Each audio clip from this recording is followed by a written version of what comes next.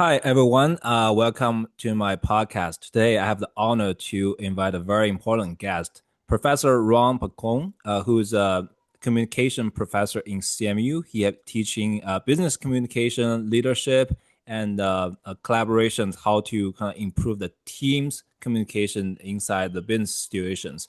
Ron was the vice president and director of organizational development and communication for Mellon Network Service before he joined the CMU. He is also a consultant, leadership communication coach for numerous executive and corporate and nonprofit organizations. He consulted in healthcare, financial services, education, technology, energy sector.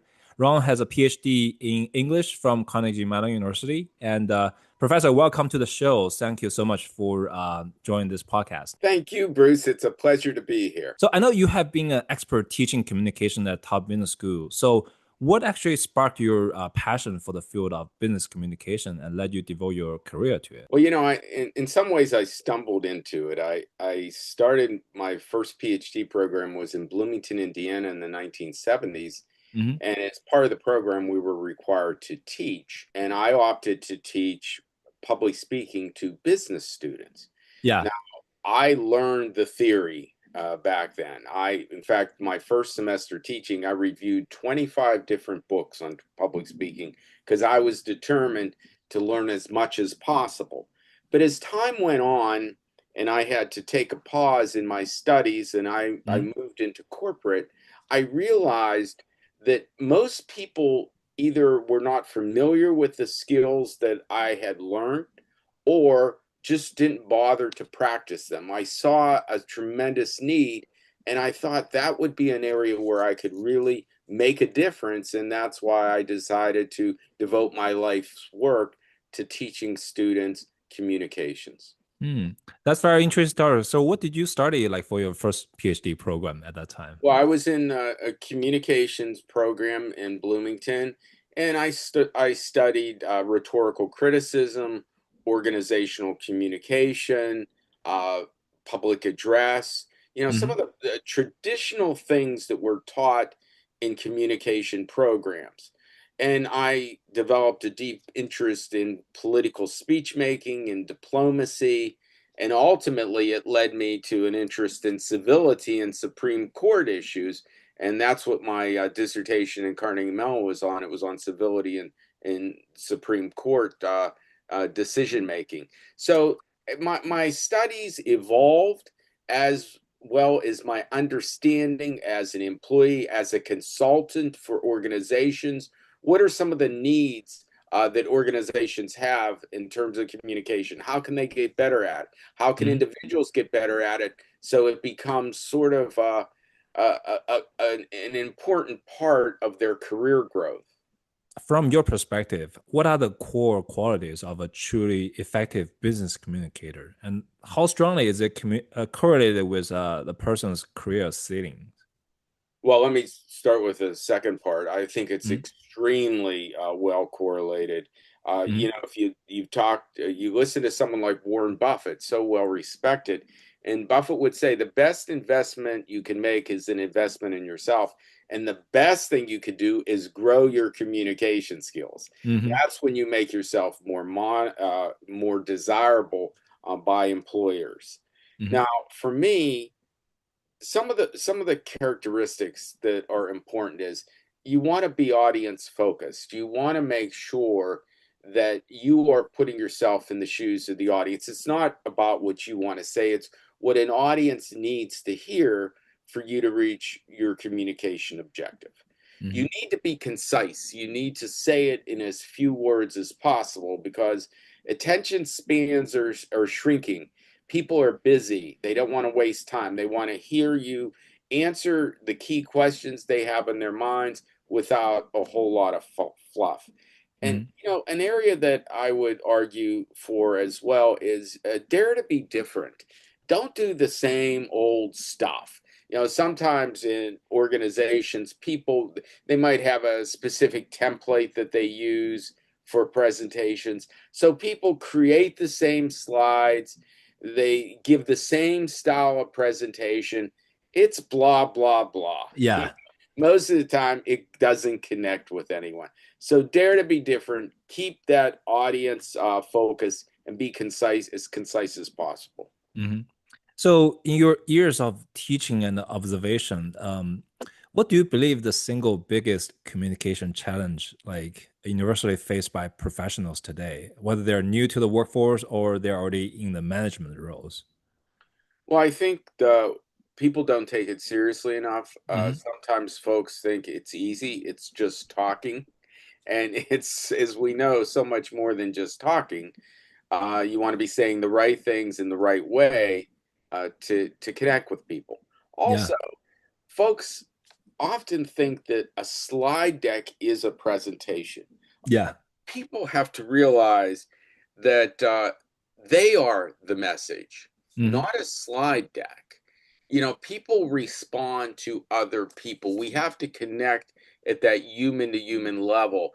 And you want to keep that attention on yourself. You don't want to give it away to a slide deck. So I think the number one hurdle uh, for folks to get over is to understand, to sort of reframe what a presentation is.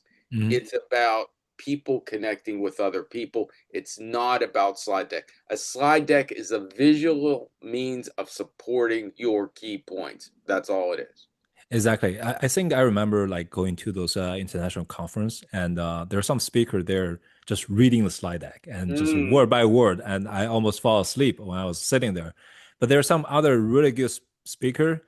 They actually use a story to kind of connect Oh, all the dots, and it's very vivid. And I kind of listened to the whole like speech, and really it kind of communicate and connect with me.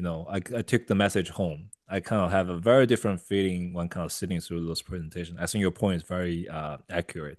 well, Bruce, that's very well said. And for me, you always want the folks in the audience to think that you are speaking to them individually. Hmm. And some of that comes through your tone of voice, your eye contact, the relevance of the examples you use, the stories you tell, and they'll remember those stories Hmm. long after they will have forgotten all of the stuff that's on that you crammed on a slide, Yeah, thinking it was doing yourself a favor and doing good for them.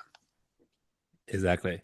So I know you're teaching a communication course in Tepper School of Business. So Mhm. is there any one core model or first principle you consider the most essential, like something you want every student to remember above all else? Yeah, we're very focused on audience, and I think Hmm. a lot of it comes from, you know, Carnegie Mellon was really on the ground floor of a lot of research on cognitive psychology. People like Herb Simon. Yeah, Herb Simon's one of the godfather, grandfathers of artificial intelligence. Some people think artificial intelligence. Some people think Herb Simon coined the phrase. yeah. So we were very influenced by some of the work of the cognitive psychologists and really focused on an audience decision making model. So I Mhm. think the one thing that we stress that maybe is a little bit different is just being obsessed with being audience focused, trying to get into the heads of the audience, understand what their needs may be, their key questions they may have for them to make a decision, and to then give them the responses to those questions in concise ways without a whole lot of fluff. Mhm. That's the one thing that I think we have stressed at Tepper over the years that's really become a hallmark of our program. Mhm. While data and the logic are kind of crucial in the business, the ability of storytelling is gaining more and more importance. So, can you share how we can effectively use a storytelling mindset in a business context, like in a proposal or reports, to kind of enhance the persuasion and impact without really sounding hollow? Yeah. Yeah, sometimes the story is a bit of an extended example. I mean, Hmm. sometimes we can view it that way. It may have a very personal, there's a way that you relate to the topic and the audience that is personal. Don't be afraid to tell that personal connection. We're very intrigued by why people believe what they believe, how they became interested. Over the years, I've done a lot of work with PhD students at Tepper as Mhm. they go onto the job market and they do a job talk. And one of the things I always stressed to them was let people know what got you interested in your research. Tell them a Mhm. little bit of story where you disclose a bit of yourself. It humanizes the whole experience. It makes people want to listen to you as an individual, and it creates something memorable for them. We remember stories, we remember in pictures, and remember the stories that paint the pictures. At the Mhm. end of almost any presentation, if you say to those in the audience, "Hey, what do you remember about that presentation?" Often it's going to be a story that was told. Mhm. Yeah, I think like a lot of really great presentation, they often came in with a kind of story structure, Yeah. and that kind of keep the people engaged with the presentation. They always want to see the end of the story. They have the hook. They always like keep listening to the speaker carefully. So I think that's really the a very unique strategy for keeping audience And engaged. Bruce, if I may add, it can often be historical. It may be related to the company or the industry Mhm. because we can forget history and maybe we're facing difficult times.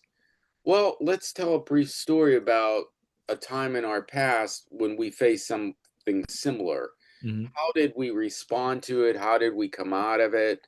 So those kind of historically based stories, uh, based on the organization's history or the industry's experience, can be very meaningful to people and to help contextualize what people are currently experiencing. Mhm. Yeah, and also, Professor, I'm just curious. In today's age of information overload, you see like those short videos, the keep algorithm feeding your content. How can one achieve clarity, logical rigor, and conciseness in their expression? Well, that's a great question, and I think that's maybe the core of the challenge, and I Mhm. think the best thing you can do is, we describe it as the decision schema. Try to Mhm. get into your audience's head and think about what do they want out of this communication interaction? And am Mhm. I asking them to make a decision in some ways? And almost always we are. Sometimes the decision's as simple as, well, they view me as a credible source of information, Mhm. but often it's more than that. Maybe I'm a manager and I'm presenting to a board on a strategic direction. Well, as I do my audience analysis and I try to think of the decision schema, those would be the key questions that the audience may have Mhm. regarding the topic. So if I'm pitching strategy, they're going to want to know, hey, what's the cost to do this? Mhm. Are there other things we should be considering? What's the timeline? What are the risks? What will this do to our market position? There's probably somewhere around 5 to 7 key questions Mhm. that audience is going to have in their mind. So the best thing you can do is go through that rigor in your analysis. So then when you put your content together, you're focused on those key questions. You're giving them the answers because if they don't start to get the answers to those key questions, they're going to tune you out. So you Mhm. have to give it to them without a whole lot of extraneous information that may only confuse them. Yeah, I think this is very true, particularly if you think about the past, like last year's presidential campaign, right? So you have two candidates, and they're talking to their potential voters, Yeah, and one of the key things I think each candidate have trouble with is like to reach out the potential voter and try to convince them that they should vote for him or her yeah, instead of the other candidate. yeah, And I think in that case, if you analyze what happened to the Democratic Party, I think the candidate Kamala Harris, I wouldn't say she failed, but she had the opportunity to do better on that, communicating the Yeah. core principles. Yeah. Yeah, I think, one of the things you try is to take control of communications situations. In fact, this is a Republican, not a deceased Republican Hmm. strategist, but Roger Ailes. Hmm. He wrote a great book back in the 80s called You Are the Message. And Hmm. he, of course, was the primary architect of Ronald Reagan's campaign Yeah. for president. And Al's always had, he said, great communicators control the atmosphere, control the narrative. And you don't want to allow others to put you on the defensive. And I think the Democrats allowed the Republicans to put them on the defensive with a number of issues. Hmm. And they didn't have much of a response to those issues. And as a result, as the narrative was controlled, they controlled the votes as well. Exactly. I think like a lot of voters kind of care about the inflation, the economy, and about the border safety. Yes, Those are yes, like the top issues on the voters' mind, but the right. Democrat candidate just didn't communicate to them. They try to No, play the game of democracy is on the risk. People exactly. don't vote on democracy. They vote on their like issues matter to their lives. Pocketbook issues and yeah, in that was a winner for the Republicans. There's Yeah, no question. They but use social media better. yeah, They put the just Democrats were, it was almost like after that first debate where Biden's condition was fairly exposed. yeah, I think from there on, the Democrats were constantly on the defensive and never really found footing in the yeah, campaign. exactly. And yeah, then the result was what it was. It Yeah. wasn't terribly surprising, actually. Yeah, I kind of on the same side with you. I think at that time I hope Democrat could win, but I always have a very rational Yeah, expectation. I don't think this is gonna be kind of Democrat chance. It's very difficult. They're playing catch up. I think Kamala Harris did a better job. If you have Biden wrong, it's probably even way more landslide like a Trump's win. So yeah. I I think mean, yeah.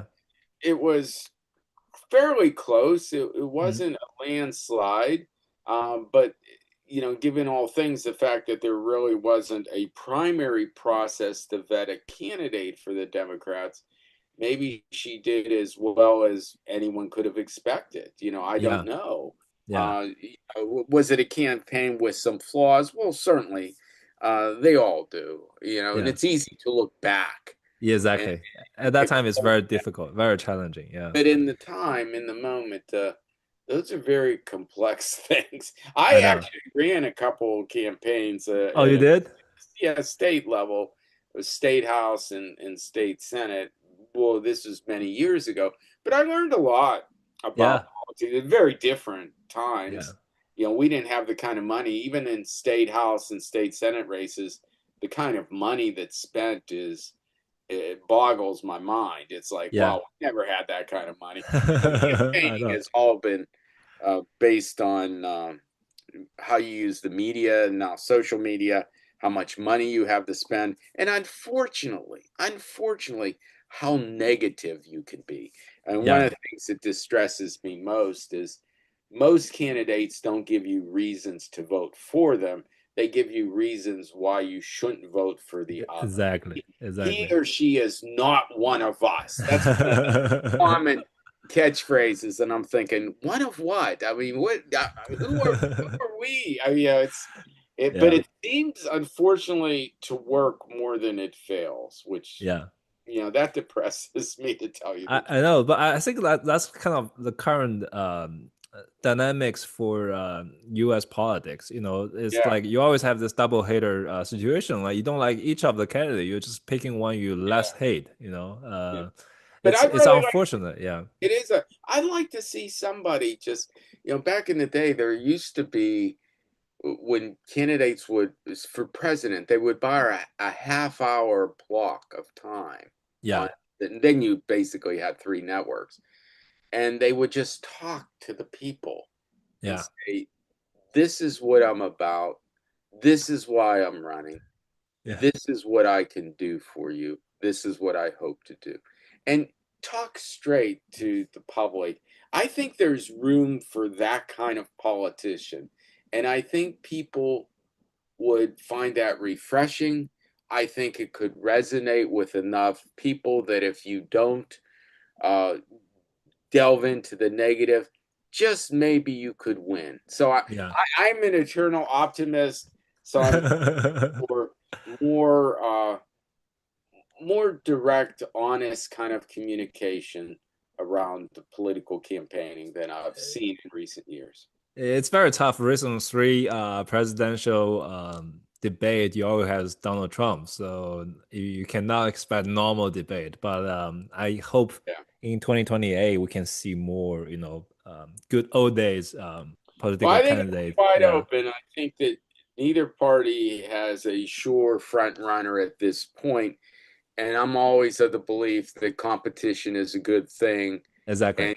I've seen in my lifetime people come out of nowhere. I mean, when I think of Jimmy Carter in 1976, Uh-huh. uh, he had about a 3% name recognition, Uh-huh. and he was this obscure governor from Georgia, and it was Hunter S. Thompson that did a profile in Rolling Stone magazine. That Uh-huh. all of a sudden younger people started talking about this Jimmy Carter. So I mean, it's possible, Yeah. somebody can emerge, and I think it's that person that is willing to speak. I've done a lot of research and study of Harry Truman, Yeah. followed Franklin Delano Roosevelt. My master's thesis was in part on Harry Truman, and just that plain speaking. I think that may now become the new way of campaigning. I hope Hmm. so. Yeah, I hope like we can in the future make some podcasts about the political campaign. You Sure. can just like from your professional perspective judge like how they communicate, what's the flaw in their speech or debate. Yeah. Yeah, then let's do that. So actually I have another question for you on the key skills for communication. So beyond the content of our words, what role do you think our nonverbal signals, such as like eye contact, gestures, tone of a voice, and posture, play in communication? Oh, they're huge. You know, one of the most quoted studies in communication theory was done many years ago at UCLA by a researcher named Moravian. It was a Hmm. small study. In fact, he claims that people have, in some ways, overstated that study, but Hmm. at its core, I think we could appreciate what it showed. What it looked at was three variables in communication: tone of voice, word choice, and nonverbal communication. Hmm. And in that study, and there were certain kind of emotionally laden messages that were being studied, the word choice was the least important. Hmm. Tone of voice and nonverbal communication, eye contact, facial expressions, gestures, open or closed, were much more important. Hmm. I argue that we learned this early. I am a relatively new grandparent. I have Hmm. a 2-year old granddaughter and a 5-month old grandson. And if my granddaughter would go toward a light socket, Uh-huh. and I kind of laugh and smile and say, "Oh, Lennon, don't do that." So there's levity in my voice, maybe a little smile on my face, but Yes. the words I use are "don't do that." Yeah. What was communicated to her versus "Lennon, don't do that." A Different firmness in meaning. the Yeah. voice, uh, a a pleading kind of hand gesture. Hmm. In the second case, they get it because of the tone and the gestures that accompany rather than a smile and levity in the voice. Because in that case, we start to learn the words aren't important. In Hmm. fact, I've entertained Grandpa. He's laughing a little bit as I go to the light socket. Let me do it again. So Hmm. we learn this early in life that if all things are in play, pay closest attention to tone of voice and nonverbal communication. Hmm. They're Yeah. absolutely essential. And that's something that try to get feedback on. Sometimes we don't even know the habits we have Hmm. until we see ourselves on video. Someone shares that with us. I've helped a former student of mine who founded a company called Talk Me Up. It's Hmm. amazing. It uses artificial intelligence, and you can speak into your computer and get instantaneous feedback on your eye contact, Hmm. on your gestures, your speaking rate, so many things that I know as a communication coach and as a teacher, I've given feedback on over the years. So you have that available to you, but there's also these software programs that can do it for you. So get feedback to figure out how you come across non-verbally. Yeah, it's actually nowadays the speed of the artificial intelligence improvement is amazing. Oh, I was talking I'm, to ChatGPT the other day, yeah. and he understands a lot of things in my Oh, tone yeah. of voice and my choice of word, Yeah. like so many things. Yeah. So, another question I have for you is, great communicators are often masters of asking questions. Yeah. In your opinion, what are the key techniques for using the skills of questioning to build relationships and gather information? Oh, I feel so strongly about this. Hmm. When I was a manager in corporate, I worked in financial services and I worked in healthcare for a while as well. And I would do performance reviews under communication competency. I would have a section on listening and questioning because I think the two go hand in hand. Hmm. One of the ways that we demonstrate that we're listening and actively listen is we ask good questions. We Hmm. ask questions to clarify. Gee, if I heard you correctly, Bruce, this Hmm. is what I think you're asking me. Say it. Is that correct? So you're Hmm. asking questions to clarify. You're asking questions to confirm understanding. Sometimes you're asking hypothetical questions, or if you're trying to understand reasoning better, you'll say, let me ask you, Bruce, as you reviewed the data, did you consider this? So you're getting people to think out loud, to expose their critical thinking to you. And to me, that's a great way to move a dialogue along, to reach a mutual understanding. So I couldn't agree more that great communicators spend a lot of time listening and to demonstrate their listening and to benefit from it, they ask questions along the way. Hmm. Got it. I think your strategy is really a good point. If you kind of show that you're actively engaging with the information, it give other people kind of feeling that you're really paying attention to them. Like you Yes, really listen to their materials and really actively thinking about their materials. I think that bond is very important when you try to communicate with someone, particularly on those like information dense situation. Like if yep, you're talking about a certain project, you're asking clarified question that kind of show the respect and attention you're kind of paying to the other side. exactly. Yeah, People appreciate that. Everyone wants to be heard. Everyone wants to feel like their voice is welcome and people are paying attention. exactly. So I'm just curious, like through your corporate life, have you had those, difficult conversations? For example, you have to give constructive negative feedback to a Yeah, peer, or you have to fire someone yeah, or put someone on a performance improvement plan. yes. How do you handle those situations? They're tough. You know what? You learn a lot by doing. And I know as a young manager, Hmm. I would get very emotional in those kind of situations. And I think that's one of the important pieces of keeping your emotions in check. Hmm. I learned a lot. I remember I studied the major works that came out of the Harvard negotiating project many years ago, like the book Getting to Yes, Getting Past Hmm. No, uh, Difficult Conversations was one of the books. And Yeah. in Getting Past No, one of my favorite models by William Ury was, he would say sometimes you have to separate yourself from what's going on and detach yourself from your emotions and use the metaphor of going to the balcony.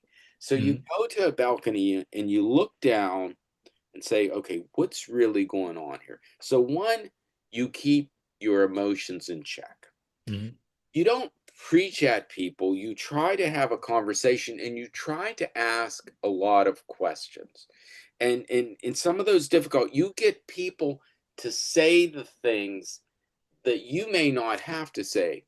If Bruce, I think your performance is really not so good right now, Hmm. and I have a lot of data, I don't have to just sit down and go through the laundry list, but I'll say, Bruce, I could go through a list of things, but I want to hear from you. What's working, what's not working? So Hmm. you start by getting them talking. And then if they don't point out certain things, well, okay, I hear you, but how would you explain this part of things that I see? Because I am concerned about it. I'm sure you can understand that. So you get them now talking about some of those negative areas. So they're doing some of the work for you. Mm. It's not manipulative.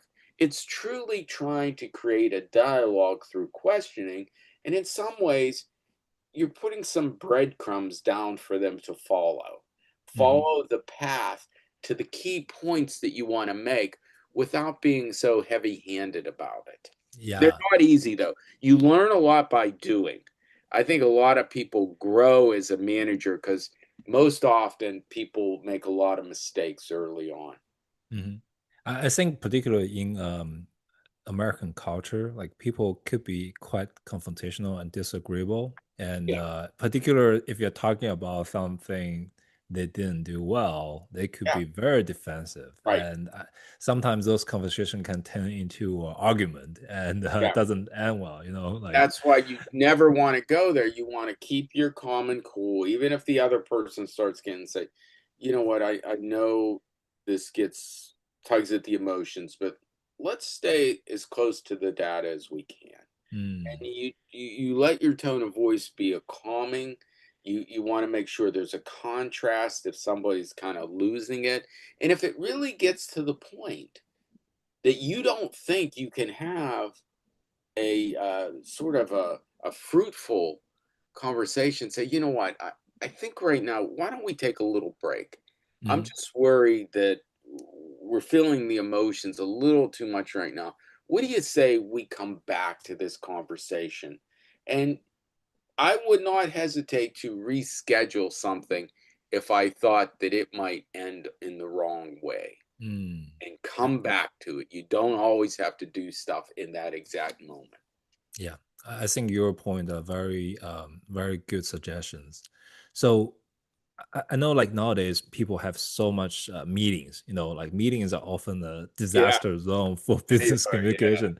I've been sitting like 5-hour meetings, and in the end it turned into a shouting match. Like two of my partner are kind of like shouting at each other, they're arguing at different topics. And so whether as a organizer or participant, how can we do respectively to make meetings more effective and productive? Yeah, for me, meetings are much like a sports competition. Hmm. We play the games, but the real work is done in the practice or before the games. And I think the real work is done in how you prepare for meetings and how you prepare others, Hmm. making sure that objectives are clear, making sure that there is an agenda, making sure that people are reading the same kind of information. We know organizations like Amazon. Hmm. They're certainly not about having data dumps and people coming in and do PowerPoint presentations and half the place sleeps. They read white papers. Yeah. Even devote some of the time to the meeting to reviewing those papers there. So everyone comes in with that base knowledge, and then you go from there. Questions may have been distributed in advance, and you know where you're headed. You know what has been expected of you and how you prepare. You make sure there's a summary of meeting outcomes, and you know what will be accomplished the next time around. I so believe in doing your best to prepare yourself and for people before a meeting takes place, not having a meeting unless it's necessary. A lot Hmm. of these meetings that are just scheduled routinely, people go through the motions. And that's one of the reasons why so many people dislike meetings. It's like, well, what is the purpose? Why Exactly. are we here? What are we gaining from this? Couldn't we just have sent out a memo or something else? So make sure you're only meeting when necessary. Prepare effectively. Use your time very wisely and strategically. Recap and then plan for the next meeting at the end of the meeting you're currently holding. Yeah. So I think those are very good advice. And I typically would put in an agenda. And if there's no agenda, I don't know what's the meeting about. I Yeah, just like right. hit reject. I don't Yeah, go. Like, yeah. do I have to be there? I just like communicate with my colleague. Right. Yeah. And what's the objective? I mean, when you think about the fundamentals of communication, fundamentally, it's about audience and objectives. Hmm. Who's going to be there and why are we together? What's our objective? Audience and objectives. Exactly. So as you know, like because of COVID, a lot of business are done, over the email, Zooms, Yeah, Slack, Teams. In this kind of digital communication, misunderstanding can easily arise due yeah, to, lack of the nonverbal cues. yes. What are the common pitfalls in those text-based communication, and how can we build trust and warmth through our writings? Well, through writing, I think you want to do some of the same kind of things you do when speaking. For Hmm. instance, you want to use a lot of personal pronouns. You Hmm. want to speak in first person, second person, not third person. Mm. When people start to talk about they or the organization, and there's really interesting research on this, looking at say how negative stock performance is viewed. If I Hmm. would come in and say, you know what, the organization did not have a good quarter. This organization needs to do better. Hmm. If I would say, you know what, we did not have a good quarter, say I'm the Mm. CEO, we can and we will do better. Just the insertion of the little word we creates Mm. identification, a feeling that yes, we're in this together, we're going to make a difference. So the the response to basically the exact same message is going to be very different in those two cases. Hmm. Much more negative when we don't use inclusive language, speaking first and second person. And I think the same is true in writing. We want to connect with people as individuals. We want our voice to come through our writing just as it comes through our speaking. We're Hmm. not afraid to tell some brief stories. We still want to be concise. We don't want to overwhelm people. We may want to still ask some questions in writing, because one of the ways you keep people engaged is to question them. I mean, you talked about Zoom and some of the things being done online. One of the pitfalls I see is too many see that as a passive form of communication. They think they're watching television.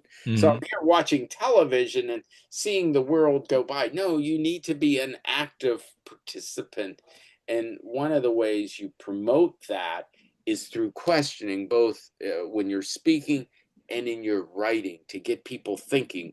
That's how they will get and stay engaged. Mm.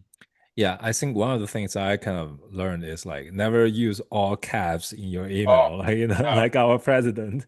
Mm. It's shouting. Yeah. But you know what else it does, Bruce? Because it is not used often. It Mhm. slows down our processing about 11, 12%. So Uh-huh. we don't process that as quickly when we see all caps. I've Mhm. had this debate with even career professionals Mhm. over parts of resumes. And, I don't like to see all caps even on a resume. And some career Uh-huh. professionals say, well, you can say it up top or you say it in some of the headers. I personally don't like that. I prefer upper and lower case for the big reason people are a bit uncomfortable with all uppercase because they're not used to seeing it, and it affects how they process the information and they're not sure why. Mhm. Yeah. So I actually have a lot of audience ask me like, communication is not like coding. You don't have a clear practice path. And for listeners who want to systematically improve their communication skills, do you have any suggestions for, deliberated practice? Well, first of all, be open to feedback, Hmm. solicit feedback. One of the beauties of things like your iPhone is you can get somebody just capture you. We're recording this now. I mean, Hmm. you can do so much online, in person, and then replay it, watch it. Be Mm. as objective as possible. Watch it with the sound on and the sound off. Try to get feedback both as yourself as critic, from friends and others, from coaches and teachers, and from AI. Hmm. Get feedback on what you're doing and then isolate them. Think about it in pieces so it takes style and substance. It's about delivery and it's about content. Don't try to change the world at once, but focus on one thing. Maybe you have a problem with filler words. Hmm. And we know that more than, say, two filler words per every 100 is problematic. Yeah. That's when it can start to affect credibility.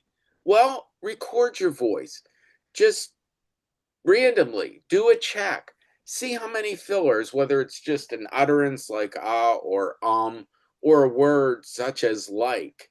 How often do you use them? And then very consciously get comfortable with those nanoseconds of silence, re-record, do it again, see how many fillers.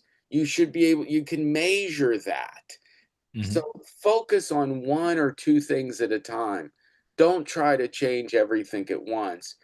Keep practicing the new changes you're implementing, and before you know it, you're going to make a big difference.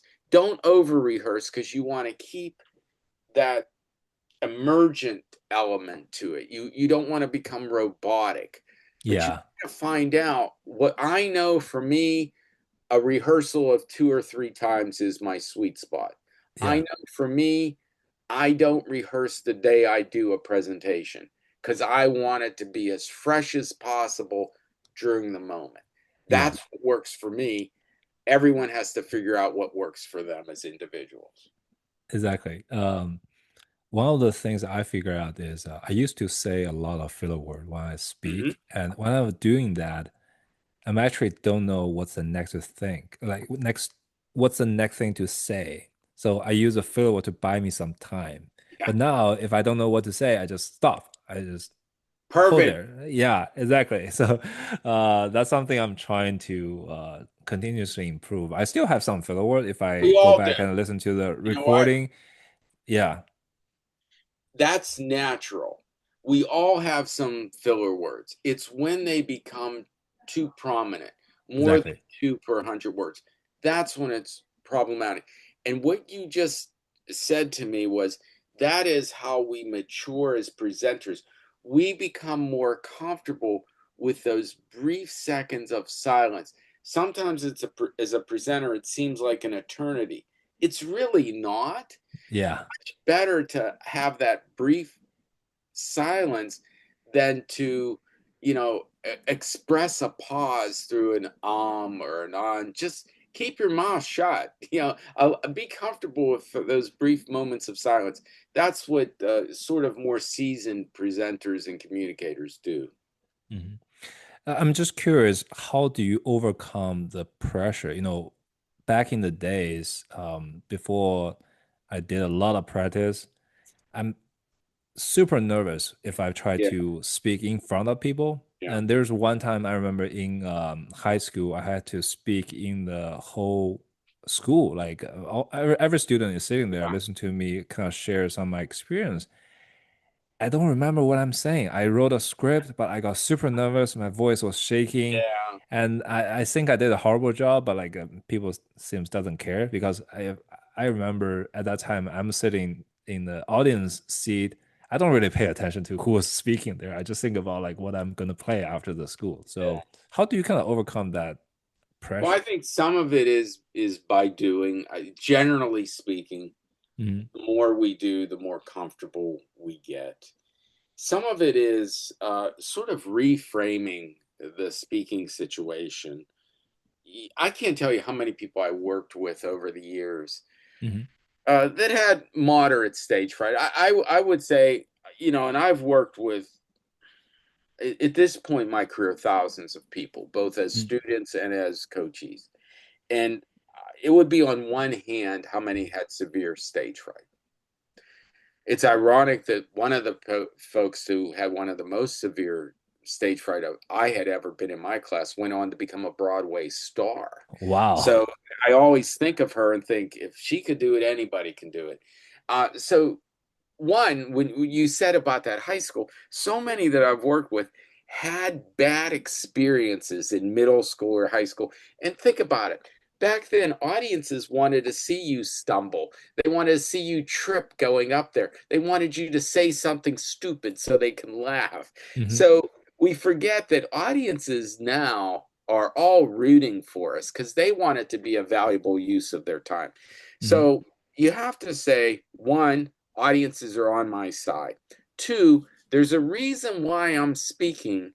I have something that maybe others don't. I have a particular expertise that I'm being asked to share. So you get excited about the moment, excited about the opportunity to present, and you put to the side those slight physiological symptoms that are very normal. Little bit of muscle tension, Mhm. uh, maybe a slight quiver in the voice. These are minor, and they usually go away after the first third of the presentation.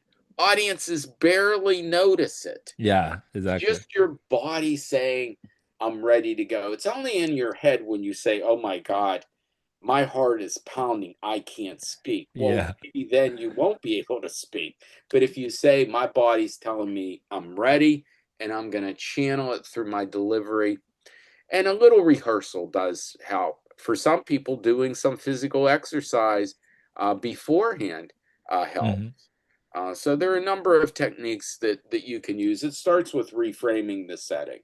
Yeah. There's one trick I typically use if I have to present to, a big audience and in those very formal business situation.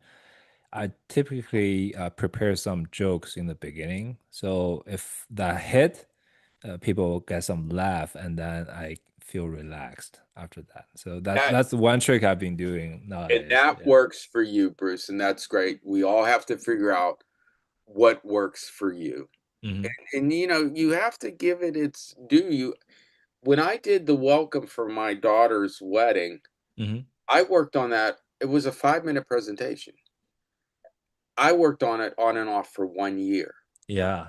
because Wow. I wanted it to be just right. I wanted to know exactly what I was going to say, the pacing I was using. In fact, when we met with the planner right before the day before the wedding, Hmm. I said, she said, and how long will you be speaking? And I said, 4 minutes and 34 seconds. She looked at me like I was crazy. I said, no, I'll be speaking for 4 minutes and 34 seconds because I had it down. But I can also do it like I never rehearsed that day where it comes off very natural because I've done so much speaking in my lifetime that I can pull that off.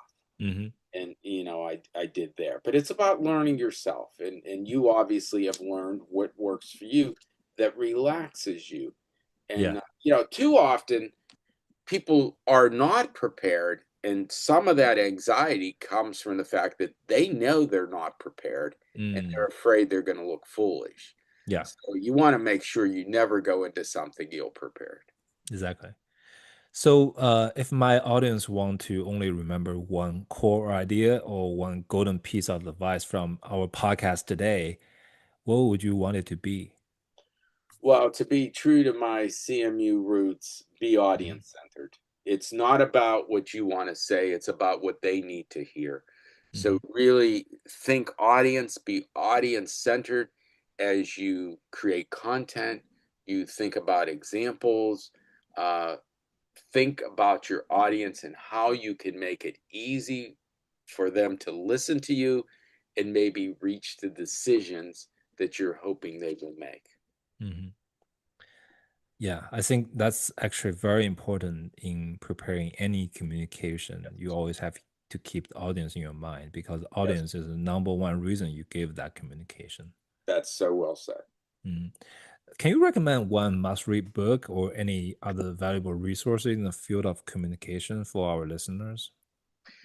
Well, I'm going to give you a few of my favorites and link as to why. So it's going to depend on what area maybe the listeners would be interested in. Hmm. If you're interested in sort of this cognitive basis of decision making, take a look at Richard O. Young's book, Persuasive Communication. Rich was Hmm. a former colleague of mine at Carnegie Mellon, and his research has really influenced me and many others. Hmm. If you're interested in sort of the social aspect of it and social psychology, um, Robert Cialdini's work, Influence, Mm. Science, and Persuasion, is a classic on how to become a more influential communicator. Hmm. And two of my very practical books, a little less academic than the first two, are The Articulate Executive by Granville Toogood. It's just a fun book that really goes through models and the basics of how to be effective executives. Hmm. And then a relatively new book by Sylvia Ann Hewlett called Executive Presence is very Mm. good. It taps into a lot of relevant research and it brings into that, that whole the concept of executive presence and how it relates to charisma and gravitas. Yeah, so those four, for different reasons, depending on what kind of interest one might have, are four of my go-tos. And Mm. I mentioned Roger Ailes. If you want a real oldie but goodie, Roger Ailes' "You Are the Message." That's from the late '80s. Is a Yeah. great book. Yeah, I haven't read that book. I read about the book you mentioned about the influence. I think the Richard Young's book, I also read Okay, that before. Yeah, I'm gonna put the links in the podcast great, description section so audience can take a look at that part. So wonderful. actually, I have a question regarding to the, you talk about the word charisma, right? So I think like for leaders to have charisma, particularly for the political leaders, I think in my memory, I think Barack Obama is charismatic, Yeah, right? We can all agree on that. yeah, Donald Trump, I think to his base, he is very yeah. charismatic. No Yeah, question. but he is not likable across the aisle. I don't think like a Democrat hate him, but Republican love Yeah, him. Yeah. So how do you define that word? Like, what do you see as a key feature for the charisma? it's a tough one to Hmm. describe. Now, where we see it most associated is with nonverbal communication. Hmm. The sincerity we see that comes through our face, how we communicate through our expressions. And I think someone like Obama, I think that is very true. This is going to sound like a cop out, Hmm. but I think Donald Trump violates a lot of the norms of things we Yeah. thought were true. For Yeah. instance, there was one test in the presidential race that held true for many years, and it was the likability uh, Yeah. test. we voted for candidates we liked. Exactly. There were a lot of people that I think voted for Donald Trump, even though they didn't like him. Yeah. They felt that for whatever reason, he was their better choice, but they did not like him. So Hmm. that's something different. I think that's been something new. But it's always been hard for us to pinpoint exactly what all charisma entails. Hmm. To some degree, it is about presence, how one carries him or herself, how confident you appear. Are the shoulders back? Mm. Um, are you willing to establish eye contact with people? Is there a confidence, a gravitas, a grace under fire that comes through in how you communicate? And I would still lean into that kind of description for charisma, acknowledging that, especially in more recent political days, Hmm. some of the things that we thought were true. I mean, even if from a leadership standpoint, I'm very familiar with the research of Kouzes and Posner, and for all their research about on followers, why followers want to follow others. Hmm. What do we look for in others? The number one thing that we have traditionally looked for is integrity. Yes. We want to follow people and perceive people as leaders who are people of integrity who tell the truth. Um, is that still true? I mean, I No, wonder. I don't know. I just wonder sometimes. I think about these things, and I think, well, is it still true? Or are there some anomalies out there that, just little blips in things, or are there changes that have taken place? I don't know the answer to that. I'm not sure if anyone does. Hmm. Yeah, that's really something puzzled me before because I admire political leader who has integrity. Yeah, Um, I don't think Donald Trump is that person, but he definitely communicate to a lot of voters in America yeah, nowadays. definitely. He has reached people, and he tapped into, I think, dissatisfaction that was widespread, Hmm. and And he people's anger, yeah, I think yeah, that's he knows his base, mhm. and in corporate leaders too. I mean, when you think about who you want to work for in a corporate environment, Hmm. you want to work for the people that you can count on what they say as being true. If you can't count on what your boss says is true, well, nothing else really matters. You Yeah, have to have confidence that a person's being truthful with you, and that's why, as I've coached people over the years, I've said you've got to be honest with people. yeah. I don't Don't know if you People I aren't don't know, stupid, they'll see through. They'll yeah. see through you. I think recently the MAGA base has a wake up call, like for the Epstein's files. This They're is yeah, interesting. Yeah, this yeah, is an interesting dynamic that's playing out right now. I'm not sure yeah. where it's going to end. We'll see in next year's midterm Yeah, election. it's interesting though. Yeah. But I don't know if you watched the 2024 vice president Hmm. debate. I did. You did. What do you think about each candidate's performance? Well, I think that I think Wells was very nervous. Yeah, I feel the same. Extremely nervous that I think to an extent it impacted his performance. Hmm. I think it would have been a little better. I think I think both of them came across as a little more civil Hmm. than the other two Exactly. Yes. candidates, which I Yeah. think people took away as a plus. Yeah. I heard many people say afterwards, I wish these two people were running because they seem Yeah. to Exactly. actually listen a little bit to each other. I think that I think that both of them skirted some key questions. Uh, Yeah.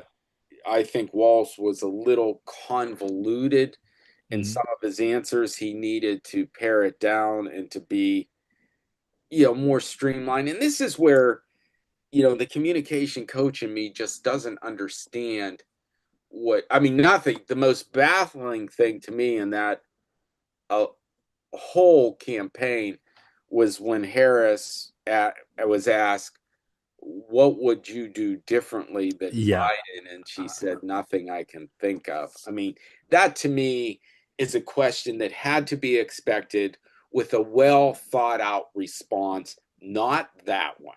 I mean, Uh, that was just striking to me that there wasn't a more nuanced response to that question.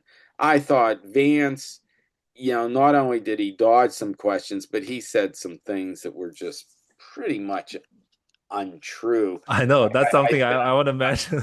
I he think he said, about the yeah. essentially positioning Donald Trump as the savior for the Affordable Care Act. I talk about That, that like that that one, phrase a lot of times. Yeah. that one sticks in my mind. I can remember I watched the debate with some friends. I was Yeah. visiting. They have a home in another state, and we were visiting, and we were watching on a small television on their back porch.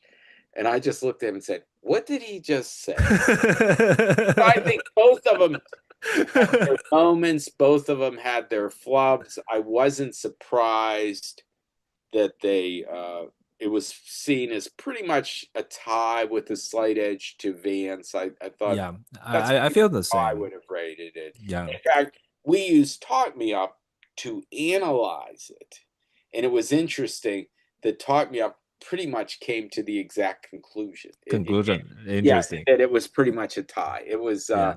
yeah. So it's always interesting. I've been a political junkie for a lot of years, and Yeah. I've become, unfortunately, a little less enthused about watching the more negative campaigns that I see Yeah. play out these days. I'm Yeah. hoping for a bit of a shift in how Yeah, we. I think this era should end. Yeah. 2028 would be super exciting. I think even like the next year's midterm would be really exciting. Well, one of the things we're seeing is a lot of young people enter the fray. We're Yeah, seeing, I'm one that I believe in term limits across the board, and I think sometimes people get in office and they're there a long time, yeah, and, and it's good to get some fresh folks in there, and you see a lot of young people entering the arena, and I think that's as a baby boomer, as a baby boomer, I could say I think it's a good thing. yeah. I agree. I actually talked to my friend about that Vance and Volts debate. I think Tim Volts is a good guy. Yes. I think he's too honest. That's Yeah. why when they asked Yeah. him the Tiananmen question, apparently Yeah. he bragged that he Yeah. probably That was lied about it. convoluted. Yes. Not Yeah, fully transparent response. he Yeah. just not prepared. But how he could not expect this question come up? I I know. mean, like they're gonna ask tough questions. Yeah. That's the whole debate. They want to play get you. So, Oh, uh, when I coach people on presenting mhm, and I talk to them about the questions they may be asked, and I will say to them, make sure you have a response to the most likely question you're going to receive, mhm, and the question you hope don't gets asked does not get exactly. asked, Yeah, because somebody's going to ask it, so you have to have that response ready. So he should have been well prepared for that. yeah, Harris should have been well prepared for the question about how she may differ from Biden. yeah. uh, Van should have been better prepared on, what is the big plan for healthcare that's about to be He unveiled. doesn't. I think Can you I'll share give the specifics on I'll give Vance some credit. I watched the video before the debate. I had very negative view about Vance. After that, I was like, this smooth talker that? Yeah, liar. Like yeah, I remember that vividly. Trump first term, he tried to kill Obamacare. It's John Yeah, McCain who voted no. That's right. like It's epic saved it. no. Right. Yeah. Yeah, he saved John McCain saved the Obamacare, and Right. then Vance said, uh, President Trump saved the Obamacare. I Yeah, was like, exactly. you liar. Well, in uh, some ways, it was, law school training can be very effective for platform speaking. yeah, And we saw some of the benefits of his law school training. And in many ways, Walls comes across as a high school teacher and a yeah, sort of your neighbor next door. And I think it's refreshing. And both have, positive traits. And I think that's why I think for a lot of people they felt again a little better about those two than they did about oh, the presidential candidate. totally. But I really wish Harris would pick Josh Shapiro to be his vice, and then that debate would be really fun. Yeah, Shapiro is a sharp guy, and he's just a very effective speaker and communicator, and he would have been extremely well prepared for anything. Yeah, he would be Yeah, a really good match for Vance. you Yeah. can't help but wonder what might have happened in that campaign. How would it have been different? What would have happened in Pennsylvania? It's one of those. Who knows? Yeah. It's in the rearview mirror at this point. But But I think it's a good thing for Shapiro if he want to run for president in 2028. He doesn't have the baggage of losing the last one, you know. that's true, and I Yeah. think that's maybe part of his decision making, and I think he will be one of the front runners. Yeah, I I really like him. I I think think it's he probably a handful, and he's definitely one of them. yeah. I rank him pretty high, but I think like the Israel and Hmm. Gaza problem would be a weakness for him. Hopefully at that time we already resolved that problem. Yeah, hopefully that's all. Yeah, Yeah. resolved. I certainly hope so for everyone, Yeah. for sure. Yeah. So, Professor, I'm just curious, like in your career, have you tried to help other people, do those emergency PR situations? So, for example, you have a I said superstar, you have like a celebrity, they have some scandal outbreak, and you help them I, I've prepare I've some. I've taught crisis communication. The closest I came to actually doing it was Mhm. more in my political days. We had, in fact, this is a weird story, but Uh-huh. the very first speech I wrote for the person that I was working for, Uh-huh. he he pretty much ignored my speech. Uh-huh. So he did his own version of it. And this was back when the steel industry was on the decline Hmm. and US car making was on the decline and people were buying, Japanese cars, German. And so he spoke to a group of steelworkers and said something to the effect, when you go out into your parking lot and if you see a Honda or a Toyota, you get an ice pick and you ram it into the tires of those Hmm. cars. Well, needless to say, this made headlines for all the wrong reasons. In fact, the people that hired me contacted me and said, "Wow, that was some speech." I said, "It was not the one that I wrote." So then you get into some amount of damage control Hmm. after a situation like that. So I've taught more about that than I've actually consulted with. That's not been one of my primary focuses of consulting. Hmm. But it's needed because way too many organizations get into media training after something bad happens. It's Hmm. better to be more proactive in that area. Exactly. I think like a lot of PR crisis I saw happening in the Chinese Twitter, and it kind of baffles me. Like, did this guy couldn't pay for a consultant to help them craft the Right? message? They just trigger, like they made all the wrong decisions, like in that Right. announcement, and it triggers more anger towards them. So I think like communication could be a really big area for kind of improvement for those type Oh, of. no question. I mean, well, Yeah. I think it was Netflix that just did a mini series on the Tylenol scare, Hmm. 1984, and for most people, they view that as the gold standard Hmm. in how to respond to a crisis. Yeah. That, of course, was the poisoning of Tylenol capsules in Yeah. the Chicago area where 7 people were killed. But how Johnson and Johnson managed that is considered the prototype of how to do it well. Not Hmm. many have lived up to that standard, including in later years Johnson and Johnson. But that is one that is still worth studying Yeah. and trying to emulate in some ways. Yeah. So, Professor, I think it's really nice to talk to you and also discuss so many important topics of how to improve one person's communication skills. I think you can definitely share a lot more. I would love to invite you back to the show to talk about how to judge one candidate's performance, in communication, like do those case studies for those political leaders, and also like share more about different scenarios. I think those could be very helpful Yeah. to a broad audience. Well, we certainly can do that. Yeah, I really appreciate your time. Thank you so It was much. my pleasure. I enjoyed it very much, Bruce. You asked great questions. It was very exciting for me to be part of it. Yeah, thank you. Good luck, everyone. Bye bye.